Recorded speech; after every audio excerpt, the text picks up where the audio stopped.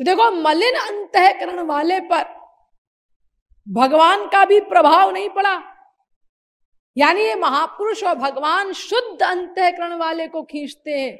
हाँ, इतना जरूर है कि अगर ऐसा मलिन अंतःकरण वाला भी दुर्योधन के समान सर्वथा श्रद्धाहीन व्यक्ति भी अगर निरंतर महापुरुषों का कुछ समय तक संग करे तो धीरे धीरे धीरे धीरे उसका भी कल्याण हो जाएगा। अधिक समय लगेगा उसको, लेकिन कल्याण हो जाएगा अगर संग करता रहे किसी वास्तविक संत का। वेदव्यास कहते हैं सताम प्रसंगान मम वीर्य संविदो भवन्ति हृत्कर्ण रसायना कथाः तज्जोषणा दाश्वपवर्गवर्त्मनि श्रद्धा रतिर्भक्तिरनुक्रमिष्यति। भागवत तीसरे स्कंद के 25वें अध्याय का 25वां श्लोक। अर्थात ऐसा श्रद्धाहीन व्यक्ति भी अगर किसी वास्तविक महापुरुष के पास जाता रहे, सत्संग करता रहे, सुनता रहे उसके श्रीमुख से शास्त्रों वेदों के उपदेश, भगवान की चर्चा, तो सुनते सुनते, जाते जाते, सत्संग करते करते धीरे धीरे उसके अंदर श्रद्धा पैदा हो जाएगी। धीरे धीरे होगी लेकिन हो जाएगी। अरे हमारे महाराज जी के 60-70 साल के ये जो प्रचार के काल में सैकड़ों ऐसे उदाहरण हैं, 20-25 तो अभी भी हैं जो लड़ने आए थे पहले श्री महाराज जी से। जिनकी शुरुआत ऐसे हुई, लड़ाई करने आए थे, हमारा बेटा बिगड़ गया आपके सत्संग में आने से, आपने क्या यही सिखाया है उसको कि बाप की आज्ञा का पालन न करे? ऐसे ऐसे क्वेश्चन करने आए थे। लेकिन वो अपने बिगड़े बेटे को तो क्या सुधारते, खुद बिगड़ गए बेचारे। श्री महाराज जी के ही बन के रह गए। तो देखिए, श्रद्धाहीन भी अगर किसी वास्तविक महापुरुष के पास जाता रहे, सत्संग करता रहे, तो धीरे धीरे धीरे धीरे उसके अंदर भी श्रद्धा पैदा हो जाएगी। फिर श्रद्धा से रति, रति से भक्ति पैदा हो जाती है। वो धीरे धीरे होगी। और अगर कोई श्रद्धा युक्त है तो फिर तो कुछ बात ही नहीं है। ये पारस, ये लोहा टच हुआ, पट काम हुआ। अब अधिक शुद्ध है किसी का अंतःकरण तो अधिक लाभ होगा, कम शुद्ध है तो कम लाभ होगा। अंतःकरण की शुद्धि की मात्रा के अनुसार किसी वास्तविक महापुरुष से लाभ होगा हमको। ये समझिए कि जैसे एक चुंबक है, उस चुंबक के चारों ओर आप सुइयां रख दीजिए गोलाई में, बिल्कुल बराबर बराबर डिस्टेंस पर।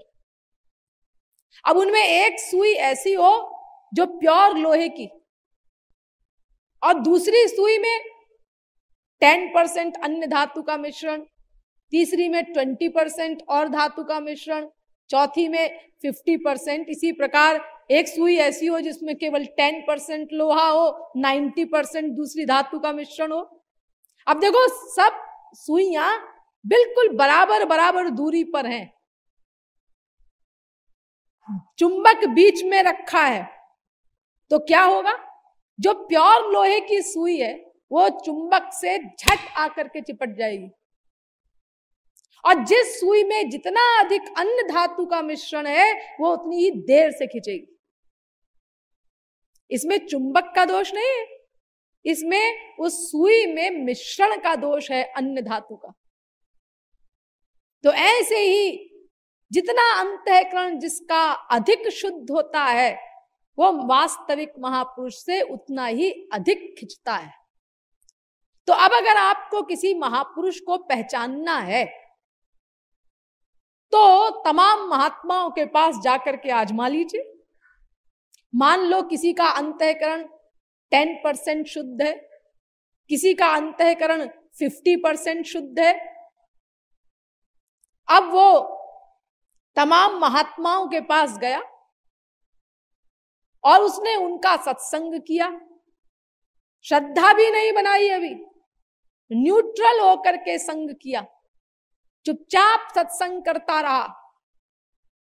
अब वो रीड करे अपने अंतःकरण को कि इन जितने महात्माओं का मैंने संग किया, इनमें से किसका सत्संग करने से मेरे हृदय पर ये रिएक्शन सबसे अधिक हुआ।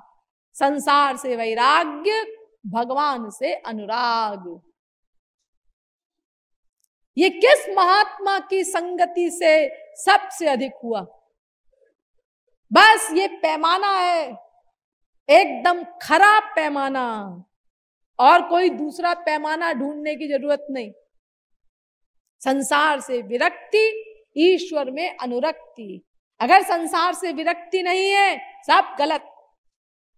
ईश्वर में अनुरक्ति नहीं हुई तो लाख कोई महात्मा आपसे कह दे लाड़ में, अब तुम बहुत ऊंचे उठ गए हो, बिल्कुल बैकुंठ के पास पहुंच गए हो, उसने कहा और आपने मान लिया। अरे टटोलिए ना अपना अंतःकरण, क्या हालत है। स्त्री पति बाप बेटा पद प्रतिष्ठा, ये संसार की चीजें किसी ना किसी मात्रा में सबके पास है। इनके मिलने पर, ये पैमाना तो आपके पास है ही है ना, इनके मिलने पर आपकी क्या हालत होती है और इनके अभाव में आपकी क्या हालत होती है अंतःकरण की। बस इस पैमाने से आप अपने को जज कर लीजिए। आपको कहीं और ढूंढने की जरूरत नहीं। कोई पैमाना, अपने अंतःकरण को टटोलो और जज करो कि हम कहां हैं। किसी ने हमसे कह दिया तुम मूर्ख हो, और हमको आग लग गई भीतर से, और हम समझ रहे हैं कि हम बैकुंठ के पास पहुंच गए। तो जिस किसी महात्मा से ऐसा प्रभाव हमारे अंतःकरण पर पड़े, सर्वाधिक संसार से वैराग्य, ईश्वर में अनुराग, तो बस समझ लो ये आग है। उस आग के शोले का असर हमारे ऊपर पड़ा कुछ मात्रा में। ये चुंबक है जिसने हमको अपनी ओर खींचा कुछ। बस पकड़ लो महापुरुष को। इतनी बढ़िया पहचान है जिसमें कभी कोई भूल होने की संभावना नहीं। संसार से वैराग्य, ईश्वर में अनुराग, ये सबसे बड़ी कसौटी है किसी संत को परखने की। अब चलिए शास्त्र वेद की हेल्प लें। अभी तक तो मैंने आपको प्रत्यक्ष प्रमाण और अनुभव प्रमाण से बताया, अब शब्द प्रमाण की सहायता लेंगे। मैंने आपको एक बार पहले भी बताया था कि ऋषभ भगवान हुए हैं, एक अवतार हुआ है भगवान का, ऋषभावतार। उन ऋषभ भगवान के 100 लड़के थे,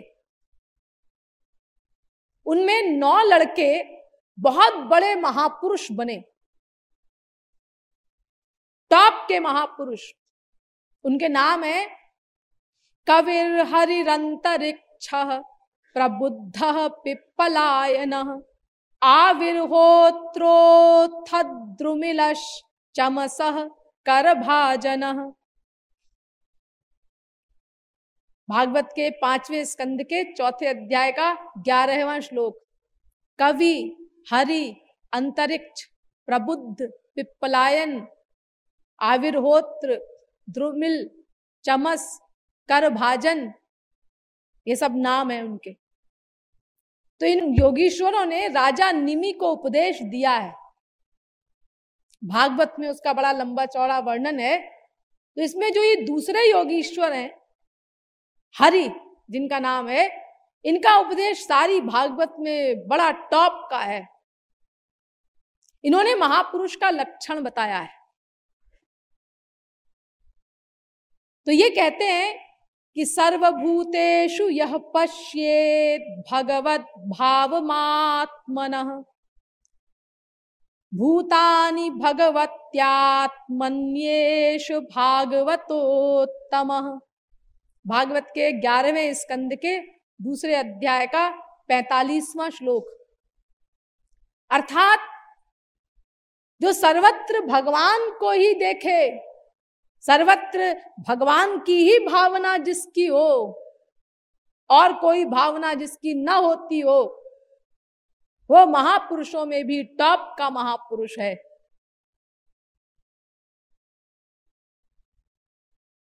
इसमें भी कई सेक्शन होते हैं। जैसे कभी महापुरुष इस अवस्था में रहता है कि भगवान के अलावा कुछ देखता ही नहीं,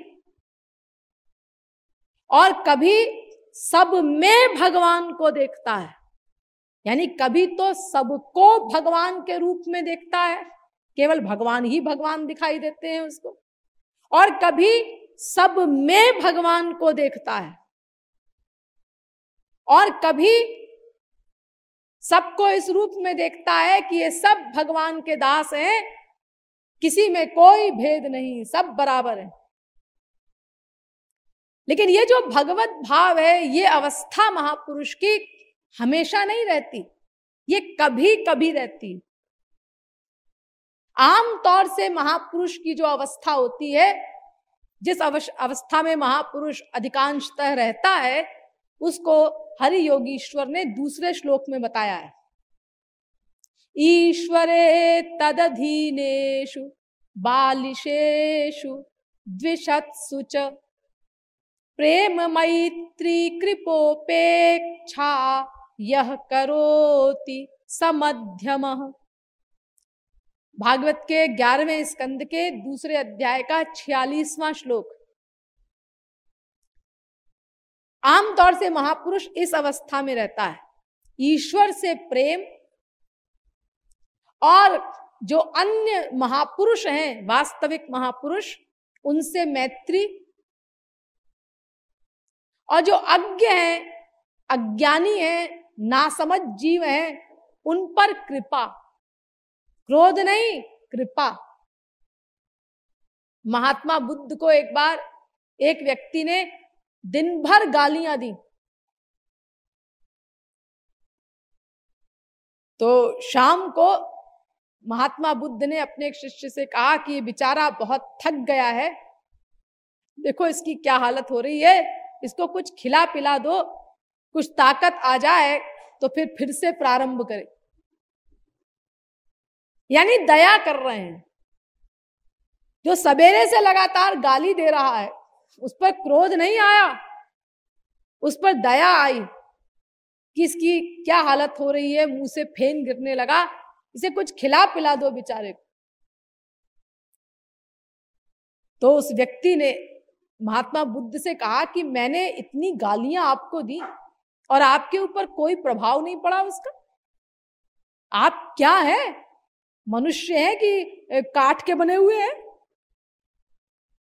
तो महात्मा बुद्ध ने कहा, भाई एक बात बताओ, तुम्हारे घर अगर कोई अतिथि आए और तुम उसको कुछ गिफ्ट दो और वो स्वीकार न करे, तो गिफ्ट किसके पास रहेगी? बोले मेरे ही पास रहेगी। फिर तो ऐसे ही तुमने मुझे जो ये गालियों का उपहार दिया, तो ये गालियां मुझे मेरे काम की तो थी नहीं, इसलिए मैंने ली ही नहीं। तो बताओ किसके पास रही? तुम्हारे ही पास रही ना। तो व्यक्ति चरणों में गिर गया। देखिए, गालियां एक ऐसा बीज है जो सबसे जल्दी फलता है, लेकिन महापुरुष और भगवान उस ऊसर भूमि के समान है जहां ये गालियां व्यर्थ हो जाती हैं। तो जो अज्ञ है, अज्ञानी है, नासमझ है, उन पर कृपा करता है महापुरुष, और जो विरोधी है, नास्तिक है, उनकी उपेक्षा कर देता है। ईश्वरे तदधीनेषु बालिशेषु द्विषत्सु च प्रेम मैत्री कृपोपेक्षा यह करोति समध्यमः।